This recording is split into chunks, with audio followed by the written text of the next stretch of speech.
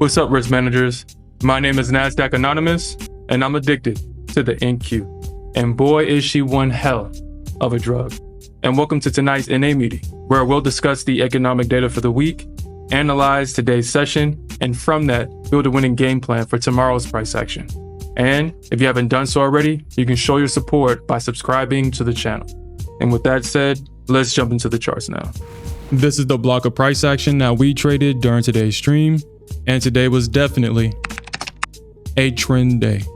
And as I analyze the charts, I see about 3 clues that's going to be essential for helping us find the best trades going into tomorrow's stream.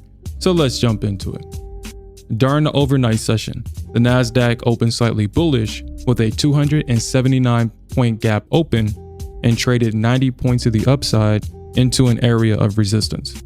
However, once the bulls failed to rotate price higher, the bears stepped in and price sold off 179 points to the downside and seeing a 295 plus point bounce going into the close of the session. And based on this price action, this is what I'm going to be looking for.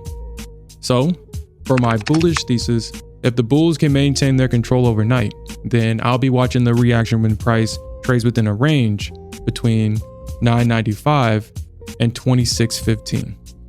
Because this range is a measured move to the upside, and I do expect for passive sell orders to be resting around this area to sell the retest.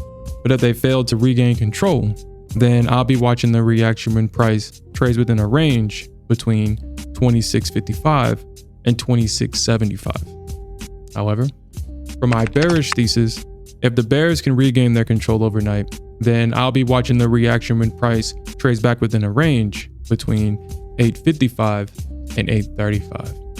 Because this is the range where the bulls broke structure to the upside going into the close of yesterday's session. And I do expect for passive buy orders to be resting around this area to buy the retest. But if they fail to regain control, then I'll be watching the reaction when price trades within a range between 795 and 775. Now, for those that found themselves on the wrong side of the market today, I know personally how discouraging that can make you feel. But remember, every trader has faced this same challenge, but what separates profitable traders is their ability to use these moments to refine their strategies and to keep moving forward.